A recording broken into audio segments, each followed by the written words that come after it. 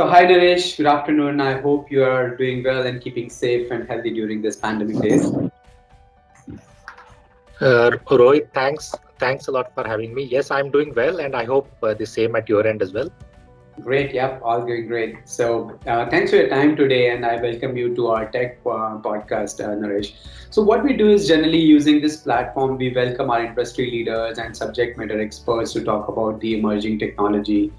So, that's on the same basis on the grounds we want to explore some ideas and your opinion on how industry trends are on the dynamics of market going, and especially this tough phase of pandemic and all situations. So allow me to ask some questions to you, and feel free to give your inputs and make it more interactive for our discussion per se. Right. Sure. So yeah. So I would go ahead with this. First thing is so new and emerging areas on developing tools or developer tools tooling that are currently a focus. So what's your opinion on that, Naresh? Sure, Rohit. I think there's a lot happening around us, right? Obviously, the pandemic has changed, and a lot of the long-held notions with respect to remote working, etc. But I think Mm-hmm. from a developer tooling perspective, we have been going strong on several areas, right? And I'll recount few that we believe are sort of emerging in that sense. First and foremost, we are seeing a lot of emergence of low-code, no-code platforms.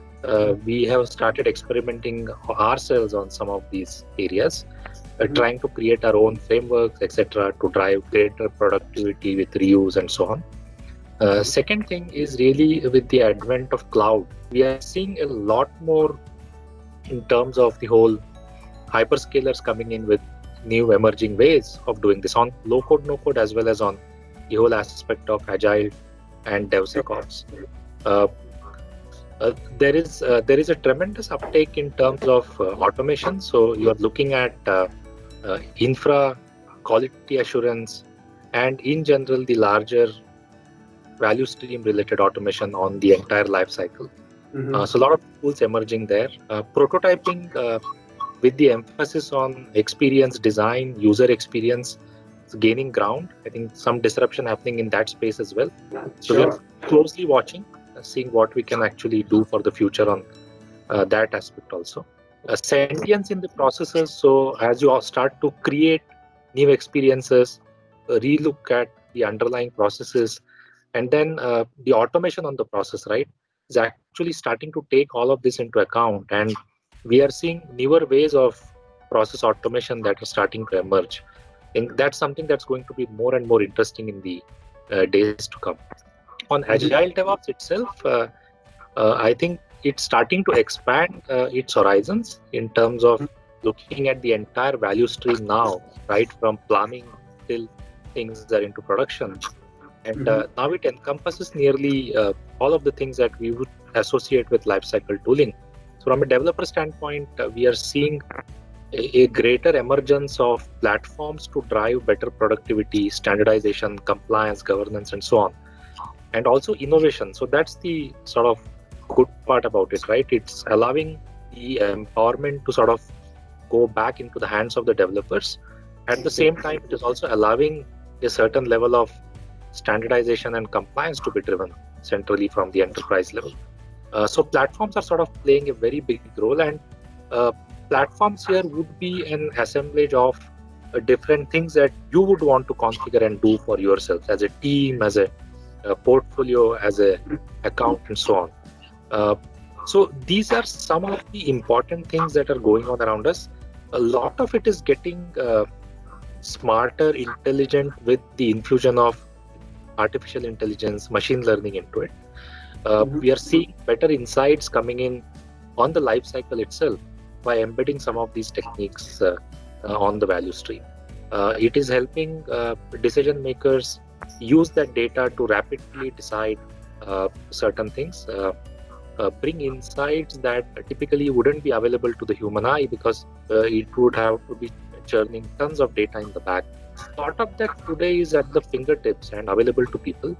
We are also seeing the emergence of the need for greater agility and using that as a driver. The emergence of looking at concepts of live engineering, live enterprise, where you are looking at using data and insights in the real time, and then driving very meaningful decisions and using that to then transform, using sentience in the process to create nudges, to bring knowledge and insights back to the developers, and in some way sort of making it all real time live, right? And that's something again which is starting to disrupt a lot of the long held notions in the developer tools ecosystem. So net very exciting times, Rohit. In fact, very interesting things that are happening in different areas: agile, DevSecOps, cloud, AI, ML, low code, no code, the infra QA automation, that is the user experience design, prototyping is actually getting disrupted in a big way.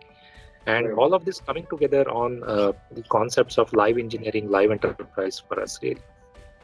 Right. Good. Thanks. Good to hear this, Naresh. That's really a helpful information. So another thing I want to check and ask from you is from an enterprise reuse standpoint. Now, what is the way forward for the proprietary components and the assets? So great question, Rohit. In fact, last few years with the advent of open source, the proprietary frameworks, proprietary components, etc., have sort of come under some amount of pressure. And the reason for that is because open source has come a long way, right? So last few years, if you notice, the concerns on security have sort of to a large extent gone away. It is no longer the primary issue with deciding on open source. Yes. It used to be like that, a few years ago, but that's not the case.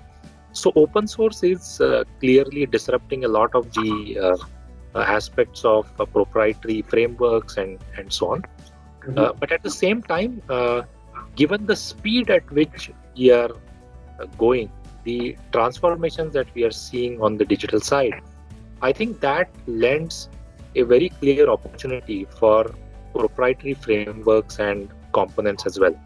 So while open source will continue to grow, will continue to make deeper inroads, I think there is a place for proprietary frameworks as well.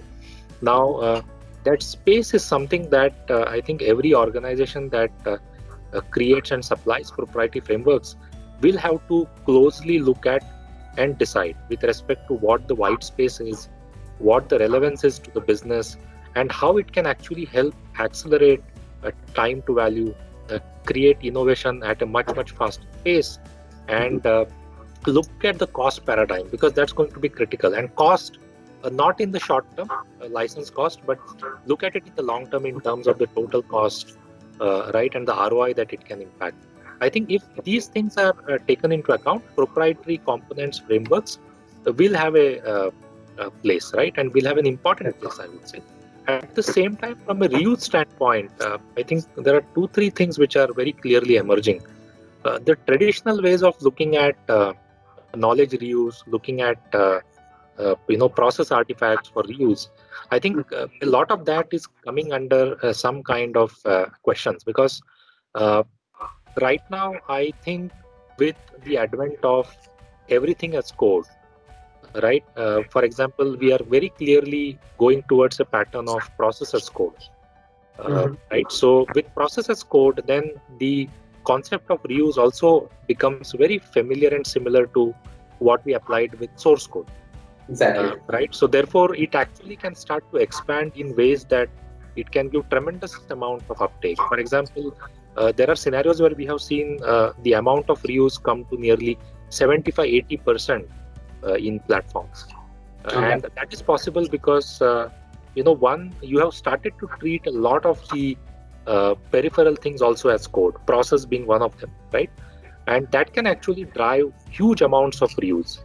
And I think that is also something that proprietary framework and component makers will have to keep in mind, that if you can start to create an ecosystem where you can actually start to deliver it in a manner that everything is available as code, I think it can actually render a lot more reuse possible, and therefore maybe a greater uptake of the proprietary components as well. But open source is there to really continue to grow. Proprietary will have its place, think there will be a balance that will start to come in. And I think process as code is going to transform reuse in the coming days. Sure. Yeah. Great. Good. Good to hear this. So, coming to the next is, how do you see the enterprise tooling and reuse change with these hyper gaining ground?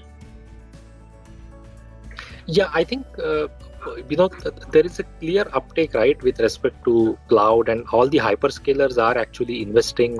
They have deep pockets, very actively on creating better experiences for developers.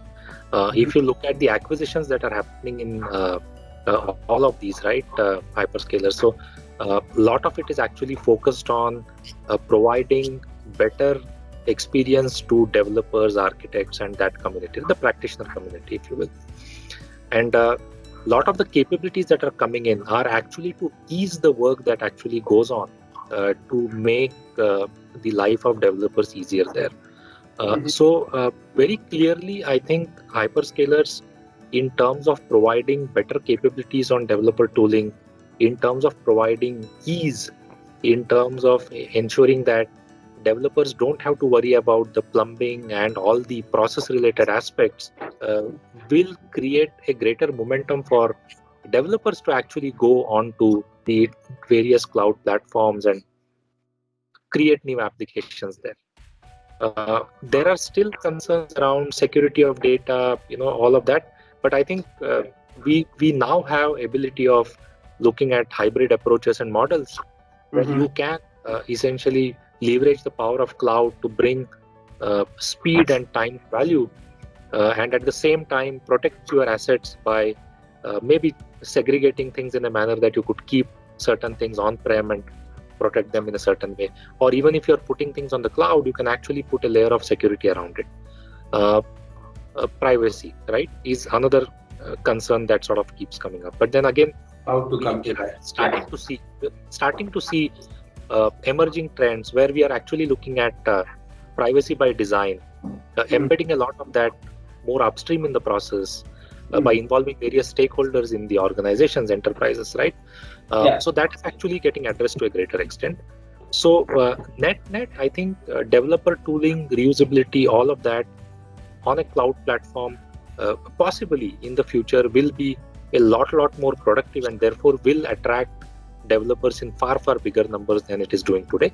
And enterprises are also starting to make those moves in terms of pushing workloads, at the same time getting their dev test on the cloud. So net, I think we are going to clearly see a greater uptake, and the hyperscalers will continue to play a major role. And for us, they are an equal partner in terms of driving better developer tooling with the likes of GitHub and others. Great. Yeah, amazing. Good. So I hear a lot of these information regarding what the enterprise growth and the reuse program, and how Infosys has been doing extremely good and expanding in this area with a huge clientele. So since we have been partnering with you, Naresh, so Infosys has been from last 7 years we have been partnered with you. How do you think that our product is been adding value to your reuse program? Yeah, so I think right from the early days, we have been very clearly looking at Infragistics to provide value on 2 or 3 clear aspects, right? One, the ability to provide highly tested and robust components, right, which can come in and plug in specific areas, gaps that we see. Sure. Second, very clearly in terms of the support and guidance that the local team has been providing our engineers, I think that has been fantastic, and I would really want to congratulate the team on keeping that up. Sure. Third, I think what I have found is that the Infragistics team is always willing to experiment and sort of work together, collaborate actively in looking at driving change, looking at driving newer things that we want to actually explore together. And I think that is very commendable, because that helps both of us learn together. Sometimes we fail, but then I think that is the spirit of partnership, right, where we actually want to see how we take things forward. So I think Rohit, in very short, I think those are the things that I have found really good with Infragistics, working with them for a while now. Good. Thanks. Really appreciate this, and I'll make sure that I communicate this back to my team on the excellent support and the engagement and the tight engagement rather we have, the association we have with Infosys from last 7 years, and we want to take it much ahead, from here. So thank you so much for your time today, Naresh. I really appreciate this, having so much of valuable information, and I shall look forward talking to you again soon in our next podcast with a new subject and a new concept where we will like to hear more about you, your opinion, and how can we really partner together and a growth in the market, mutually, right? So thank you so much, Naresh, for your time. Thank you, Rohit. Nice talking to you. Nice to talk to you, Naresh. Have a good day ahead. Bye bye. You too. Bye bye. Thank you. Bye bye.